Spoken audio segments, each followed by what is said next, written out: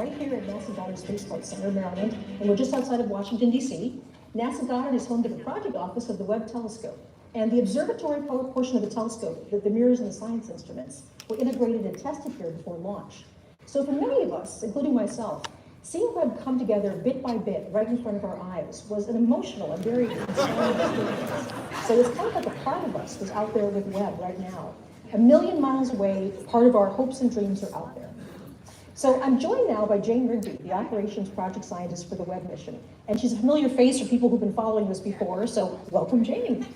Okay, so Jane, you not only get the honor of revealing the first image, but this actually got a little bit of a sneak preview. I understand there was a very select audience who's already seen the image. Yes, so last night, on behalf of the project, I had the privilege of traveling to the White House with the NASA Administrator Nelson and other senior staff to share our first image with President Biden and Vice President Harris.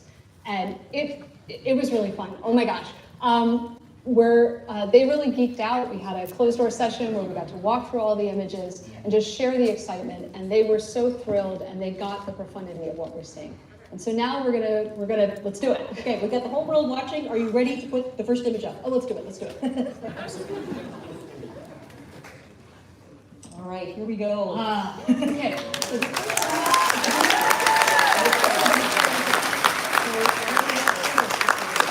So if you come up and look at this image, first of all, it's really gorgeous, and it's teeming with galaxies. And that's something that has been true for every image we've gotten with Webb. We can't take blank sky. Everywhere we look, there's galaxies everywhere. And so, this image, as we're looking at it, what we're seeing is not just all the galaxies, but there's a cluster here. And so the cluster are all these white, kind of ethereal galaxies.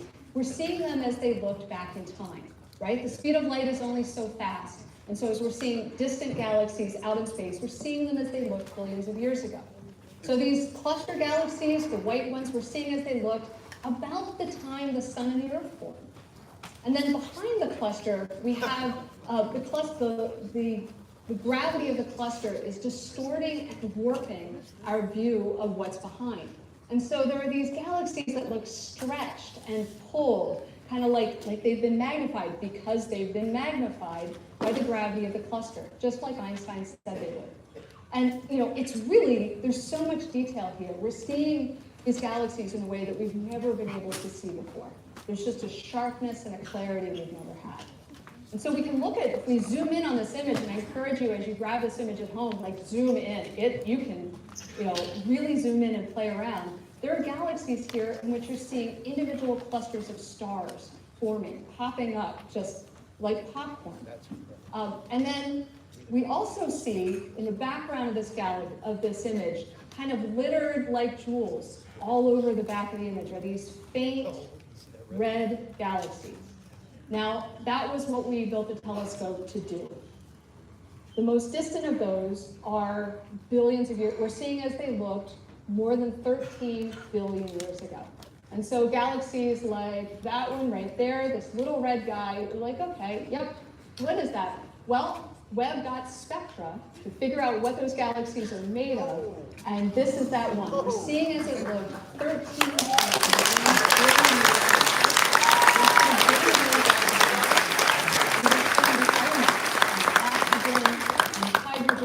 Neon. This is how the oxygen in our bodies was made, in stars, in galaxies, and we're seeing that process get started. I want to give us a little bit of context. So this is now the farthest away galaxy that we have this sort of detailed information about. But we know what it's made of. We know what it's made of. And this was not a long exposure for Webb. No, the previous record holder, right, the Hubble Extreme Deep Field, was 2 weeks of continuous work with Hubble, and it was just imaging. With Webb, we took that image before breakfast. The amazing thing about that is the speed at which we can churn out discoveries. So everything that you're going to see here in this broadcast is a week, and we're going to be doing discoveries like this every week. That is absolutely incredible, Jane. So thank you so much for joining us. It's been an honor to be working with you. Congratulations on all your hard work. Thank you. It's so wonderful to see it pay off. So thank you, and I'll see you later on today, I hope. So yes. Enjoy the day. All right. So from distant galaxies, we now turn our eye to something a bit closer. It's a planet, but not one in our solar system. Remember that Earth and its sibling planets aren't the only show in the universe. When scientists and engineers started developing JWST, the search for exoplanets wasn't even part of the plan. That's changed. Exploring exoplanets is now a major component of the mission, and the subject of our second big reveal today.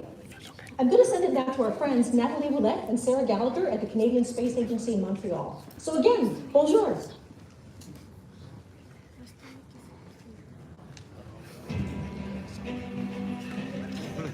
I guess we're having a little...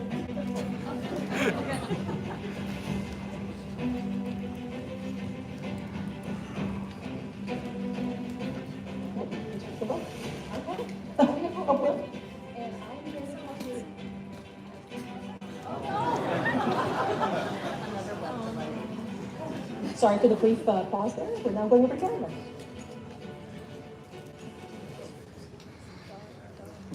Okay. Right. Well, okay, I apologize. We're having some trouble with the signal from Canada. But luckily for us, we have an exoplanet expert right here, just in case that happened. So this is Nicole Colon, and she's an exoplanet scientist at NASA. And we're going to talk about this amazing new result from a very hot planet, I understand about 1,000 light years away. That's right. The exoplanet is named WASP 96b, and it is this hot, gaseous, giant, puffy planet, but it is about 1,000 light years away. So that's why today's release is so exciting, because it's really that hot. Absolutely. So talk us through what this discovery is and why this is so significant. Mm-hmm. Well, this reveal that you're going to see is going to show the first spectrum of an exoplanet as taken from the Webb telescope. And this is exciting because it covers infrared wavelengths of light that we have not had access to before. So we've been able to use other telescopes to explore exoplanet atmospheres in the infrared, but not to this level of detail. And this is just one sliver of data that Webb is providing us using the nearest instrument specifically. And there's something about infrared that is actually particularly good for the spectrum. So in this case, what we're doing is we're actually going to take the light and break it up into a rainbow and look very, very carefully at how much color is coming in each part of the spectrum. So I believe we have that image, if we can put that up. Okay, yes, I believe we're revealing the spectrum right here. So we now have our spectrum, and this is exactly what we're seeing. What we did was we observed the planet as it passed in front of the star. Now, mind you, this is not a direct image. This is an indirect image. So we've seen the effect of what happens when the planet and its atmosphere passes in front of the star. The starlight filters through the atmosphere, and then you can break that down into wavelengths of light, and you get a bunch of what looks like bumps and wiggles to some people, but it's actually full of information content. So you're actually seeing bumps and wiggles that indicate the presence of water vapor in the atmosphere of this exoplanet. So we have the spectrum up here. Is there anything you'd like to highlight particularly? Yeah, absolutely. So we have several features marked here. So I call them features. They are these, what I just referred to as bumps and wiggles. But what you're seeing here is a telltale signature, the chemical fingerprint of water vapor in these atmospheres, in the atmosphere of this specific exoplanet. And the other thing we can tell actually is that there's evidence of clouds and hazes because the water features are not quite as large as we predicted. So we can take that and infer that there are presence of clouds and hazes. Right. Now, one thing that we really want to make sure people understand is with this particular planet, this is a hot world. It's actually closer to its star than Mercury is to our sun. Mm-hmm. And so we're not looking at liquid water here, but we're looking at sort of steam, water vapor. Yes, this is an exoplanet. It's about the size of Jupiter, about half the mass of Jupiter. It orbits around a sun-like star, but it does it every about 3.5 days. So it's extremely hot, extremely close in, nothing like our solar system planets. But that's okay, because what we're seeing is, again, the first exoplanet data from Webb, and this is just the beginning. We're going to start pushing down to further smaller planets and being able to take measurements just like this with the nearest instrument that was built by the Canadian Space Agency, but also there's three other science instruments that will add to our knowledge in the infrared, as well as direct imaging modes, along with the transit methods. So there's a lot more to come. I guess one thing we should mention is not only are we going to be looking at planets that are more like the Earth in the future, but we'll also be looking at planets in our own solar system. Absolutely, yes. We're going to have exciting data from planets in our solar system, from Mars outward, as well as asteroids and comets. So stay tuned for a lot more to come. Thank you so much, Nicole. Thank you so much for telling us about the spectrum, and I'll be seeing you later on today.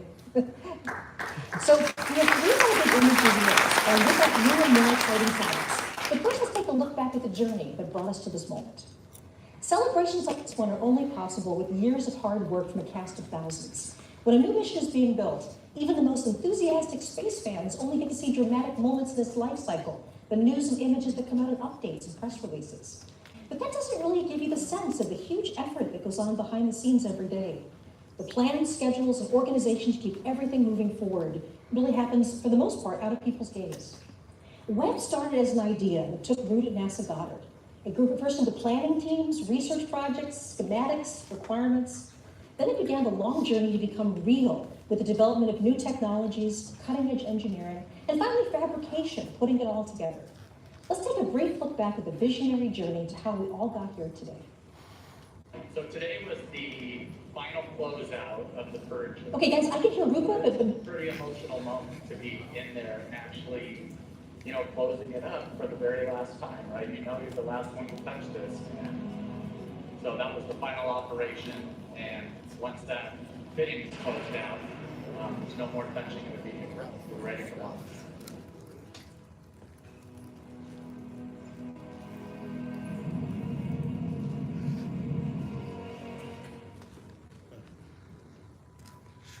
The James Webb Space Telescope, born from the desires of astronomers, achieved with newly invented technology, is the culmination of 20 years of work.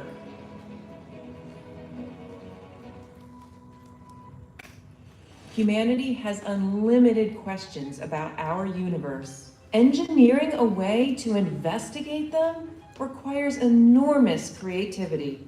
Webb has been a trade-off between engineering performance, what the astronomers want, risk.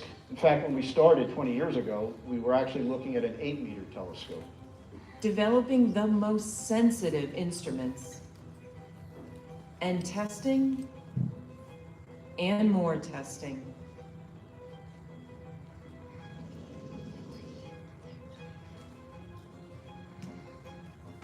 And so you don't want to build one that's just incrementally better than what you've got.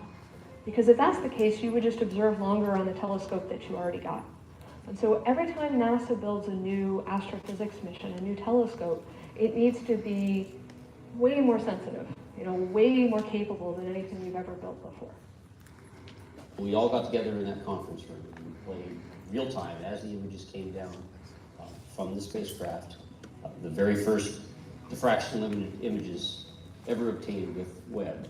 And what we collectively saw as a group is the highest resolution infrared image taken from space ever.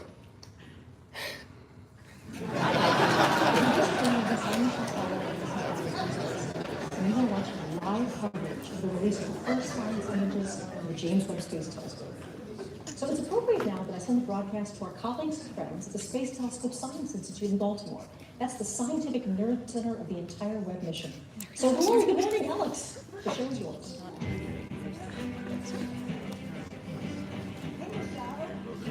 Welcome to the Space Telescope Science Institute.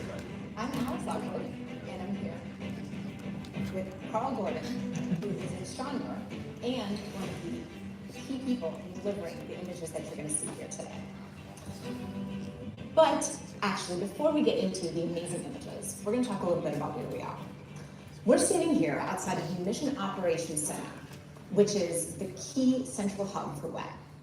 For the past 6 months, scientists and engineers have been working 24/7 since they took control of the telescope 30 minutes after launch to prepare for today and for the amazing science to come. Through all of the major deployments, focusing, aligning the telescope, and calibrating those 4 amazing science instruments, it was all done in this building. And from here on out, we'll have daily communications with the telescope, including sending commands and downloading data with the help of the Deep Space Network. In addition to mission operations, we are also the home of science operations. Well, what does that mean? Every year, we solicit proposals from astronomers across the country and the world for what they'd like to look at with Webb. Then we hold a rigorous selection process to select the ideas that will best utilize Webb to study and understand our universe. When the data come down and astronomers analyze their results, we are the lucky ones who get to share that data and those amazing science results with you. And we knew that today was going to be so exciting with the first images, so we've actually been preparing for years. Here is Klaus Pontoppidan, project scientist for Webb and the technical lead for the first images, to tell you about the process of the past few years. My first email related to the first images was back in 2016. So back then, a committee was created, and this committee was charged with coming up with a long list of targets for the first images. And the reason for that is that the observatory can't see the entire sky at any given time. And this is because we want to avoid the mirror seeing direct sunlight and keep it cold. It actually had to be quite a long list. We ended up with about 70 targets from which we had to select only a handful. You know, what would create the most beautiful images, what would highlight the instruments, the different 4 science instruments for Webb, and what would highlight the 4 major science themes for Webb. And it's a celebration as well of the beginning of science observations. And we knew that selecting the images was just the beginning, that we would need a trained eye to take these exquisite data and pull out the beauty and the science potential. So here's Jody Pasquale and Elisa Pagano to tell you about how they process these beautiful images.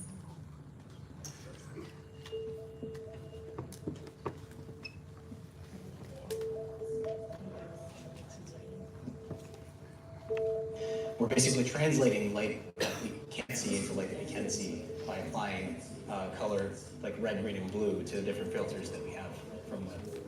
And the reason we want to color the images is because there's actually more that you can get, more information that you can get from the image if you see it in color. So it's a matter of picking and choosing filters and colors that enhance the details and the structure in the image itself. The shortest wavelengths of infrared light can assign those blue colors and then move our way down to green and red as we go to longer and longer wavelengths. And then we additively combine those together to get our full color image.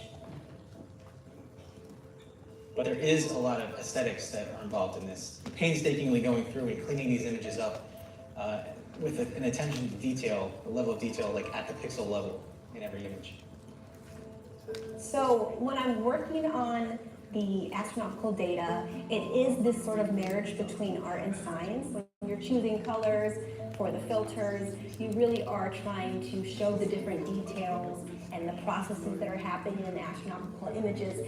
But at the end of the day, you want it to be very compelling. You want it to be very beautiful because space is beautiful.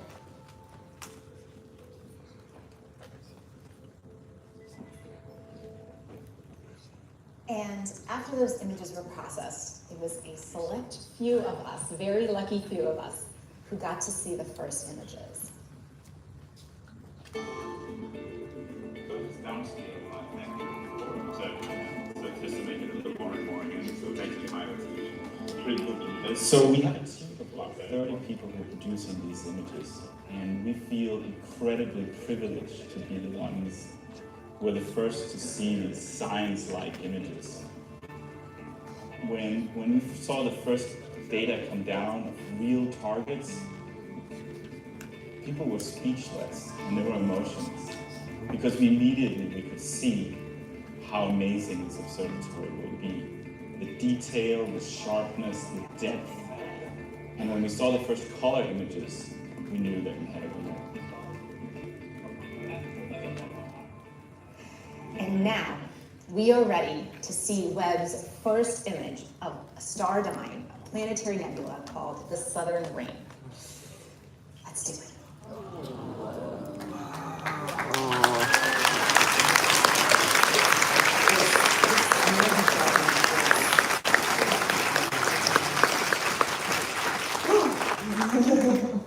Blow it up.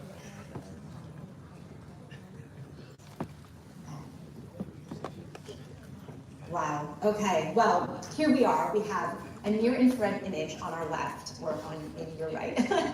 And here on the right, we have a near-infrared image. And so I'm here with Carl, our astronomer specialist. Can you tell us what we're looking at in these images? So this is a planetary nebula. It's caused by a dying star that has expelled a large fraction of its mass over in successive waves.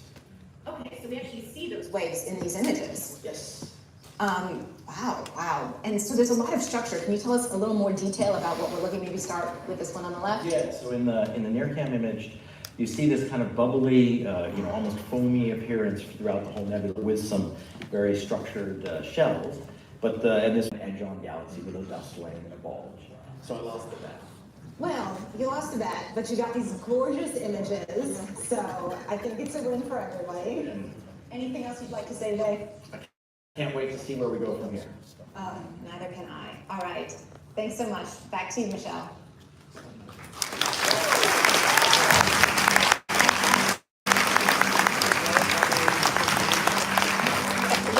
Thank you, Alex and Carl. And I have to say that image is absolutely spectacular.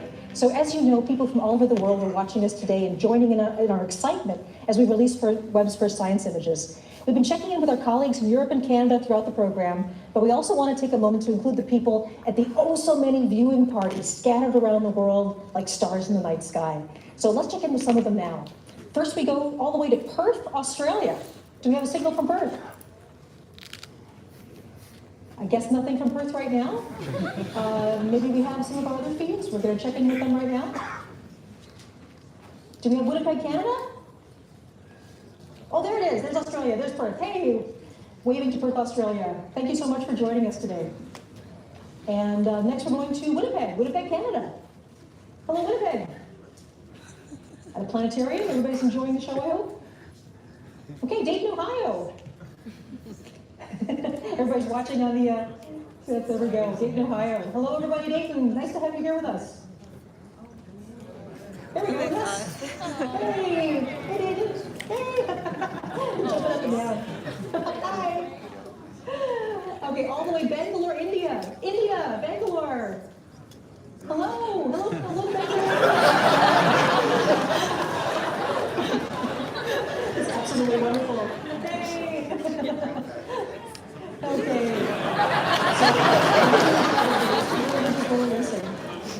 Okay, of course, NASA's family extends all over the country. The team at JPL in Pasadena, California, they're on site to celebrate with us. So hello, JPL!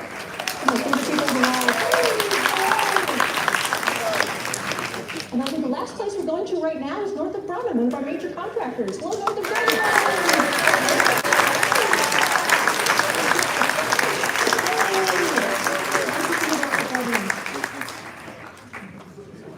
All right, it was also a big watch party right here on the NASA Goddard campus. Many of these people have worked on the mission itself, and we also have top NASA leadership and representatives from our government. So, hello!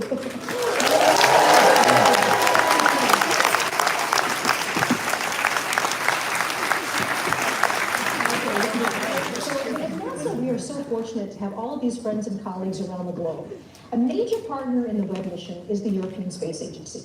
ESA contributions have been essential to so many aspects of this project, including Webb's spectacular launch on the Ariane 5 rocket last December. I'm very pleased to turn over the show for a few minutes to Katie Haswell. She's joining me from the European Space Operations Center in Darmstadt, Germany. Hello, Katie. Good afternoon.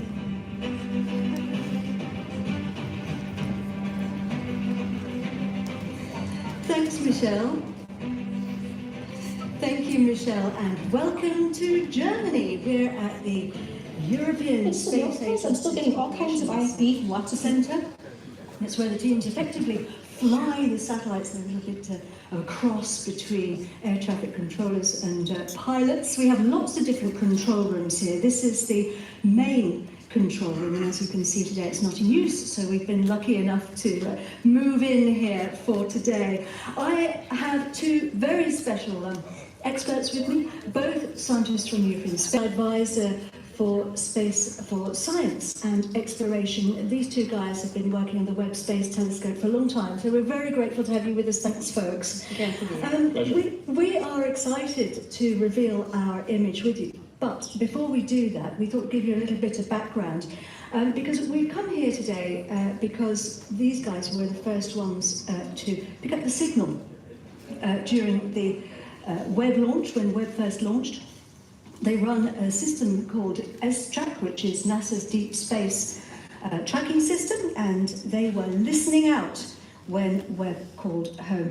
And the controllers here have been looking after a whole very impressive list of missions since 1968.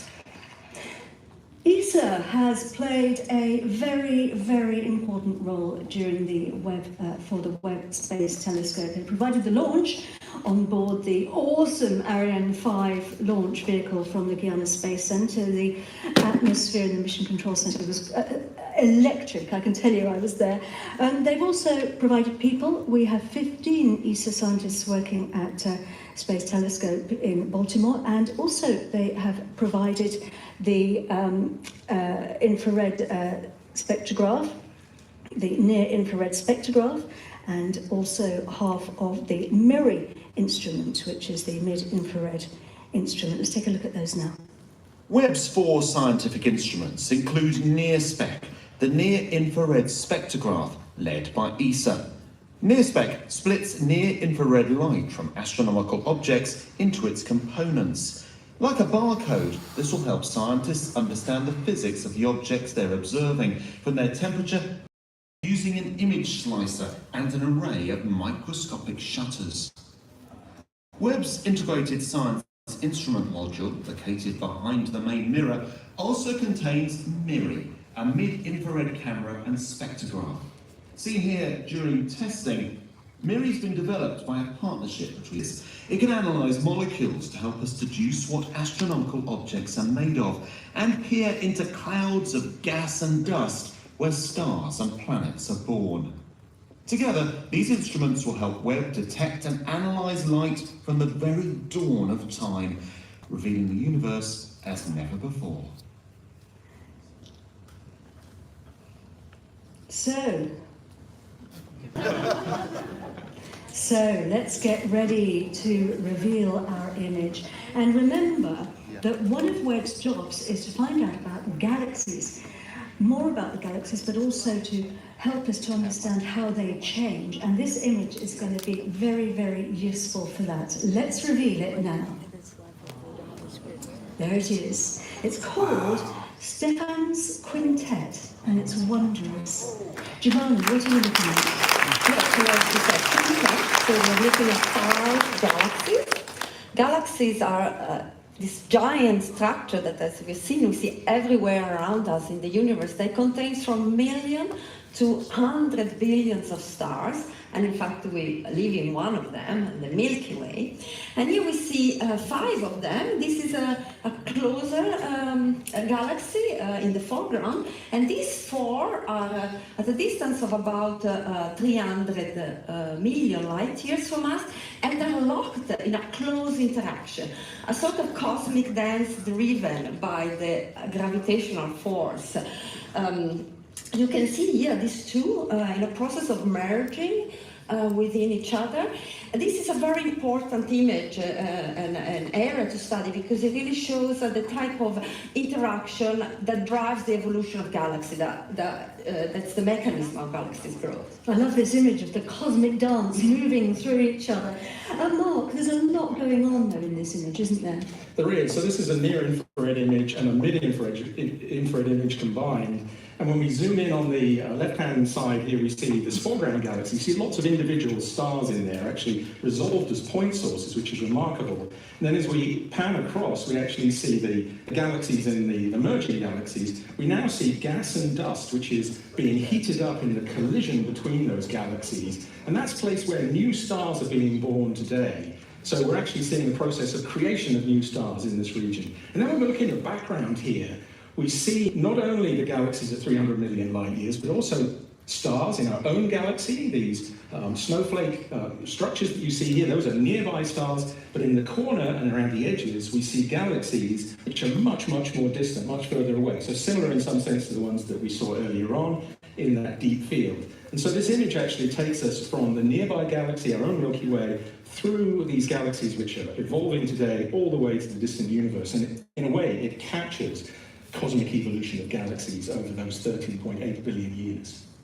So we have another image, don't we, that we can Exactly. look at? So if we strip away the near-infrared view there of the stars predominantly, now in the mid-infrared with Miri alone, we see mostly gas and dust. So we see the same galaxies again, the two merging, and then we also see something very interesting up at the top here, because this top galaxy has something new and bright in the middle of it. And Giovanna, tell us what that is. Yeah, that's an active black hole.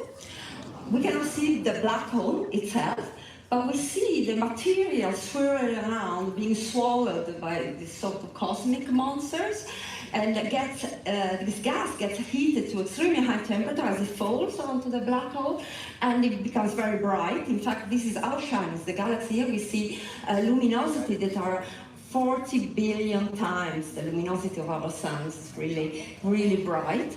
And with NIRSpec, we can zoom into this area, and we have this technology that allows us to take thousands of images at different wavelength channels to see this distribution of the gas, what's going on in the gas in different regions of this core area, and understand the composition of the gas, the velocities, the temperature. So that's very important to understand the physics. So it's giving us so much information. It just shows the power of this telescope. Mark, this is just the beginning, though, isn't it? I think that's a very important takeaway from today. You know, these are like pictures just taken over a period of 5 days, and every 5 days we're getting more data, which will contribute more in that direction.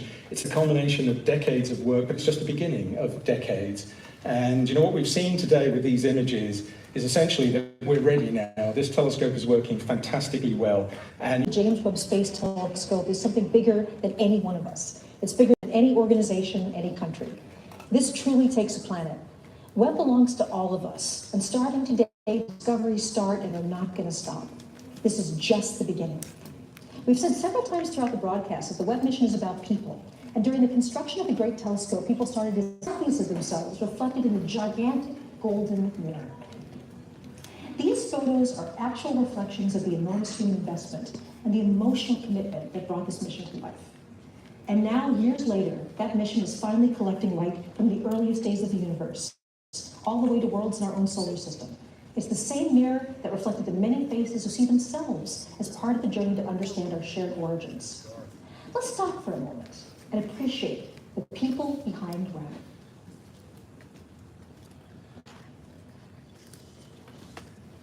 Okay, it's time now for the last image to be revealed. Here we go.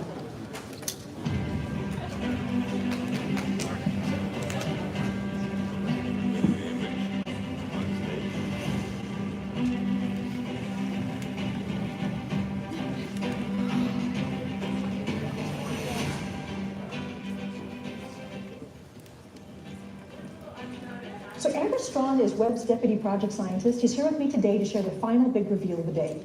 So Amber, it is so good to see you. How are you feeling? Oh, so great, so exciting. What a great day this is.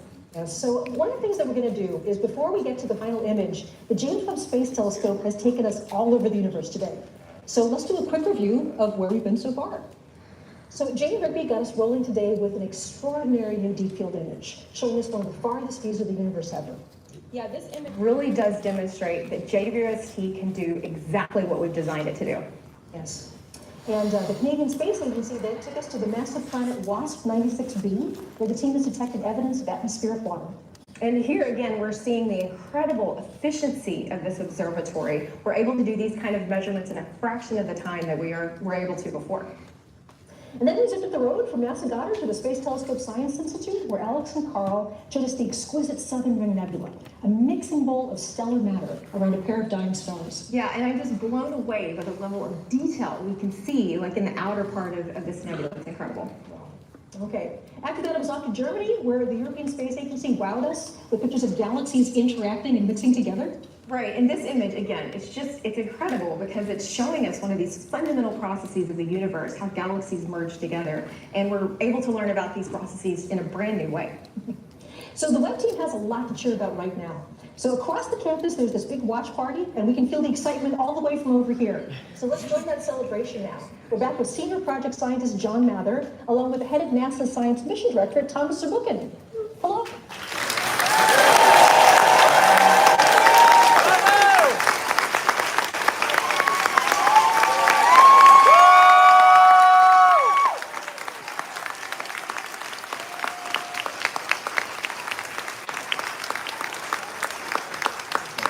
John, we looked around the world and we're the only ones with a cheerleader right over there. That's amazing. Look, you've been with this mission for decades. How do you feel today? I am so thrilled and so relieved. This was so hard, and it took so long. It's just impossible to convey how hard it really was. That we risked so much to say we're going to go do this, and it's so near impossible, but we did it. Yeah, there are thousands of ways this can go wrong. Many of them, we worried about and frankly feared. Even after launch, I have to tell you, I was really, really nervous, and it's almost like athletics for me. You always get to know the team when they're on the field. And on the field, they were right after this launch, and they were perfect. They absolutely were, and I really wasn't worried, but maybe I should have been.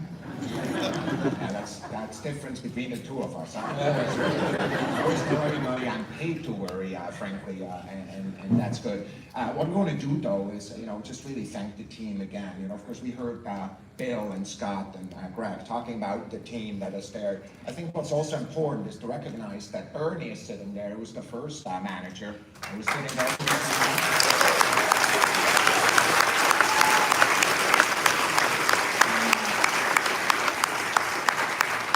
I want to mention that Phil Sablehouse, who was a manager also during that time, is no longer with us. But I have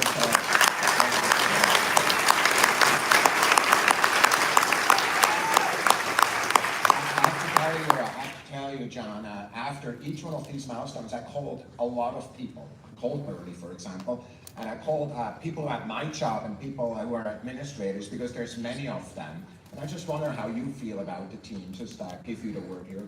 I am just so thrilled that we had a privilege to assemble such a brilliant team. We drew from the best of the best, and here we are. So my extreme deep thanks go to all the people who built that team, not only to Bernie, who started us and helped us build up all the technology, to Phil, who made sure we would have a plan, and then when we didn't have quite enough money, to Bill, who pulled it all together and made it get all the way to the end. I am so thrilled that we had so much talent to draw on.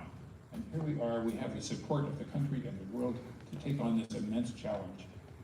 You know what I'm most excited about? There's tens of thousands of scientists, and frankly, some of them just got born, or not even born, who are benefiting from this amazing telescope, because it will be with us for decades. It took us about 25 years to get here, since 1995, and we have at least 25 to go, I hope. So look, we are in a sense of these images, the art that is out there in the sky, revealed for the first time. We're thinking of the team and we're thanking them. John, thanks to you, thanks to all of you, and back to Michelle.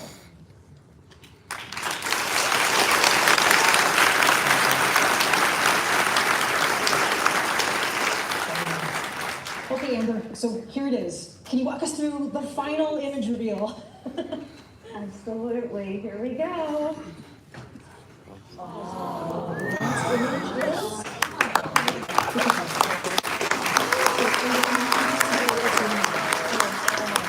Stunning vista of the cosmic cliffs of the Carina Nebula reveals new details about this vast stellar nursery.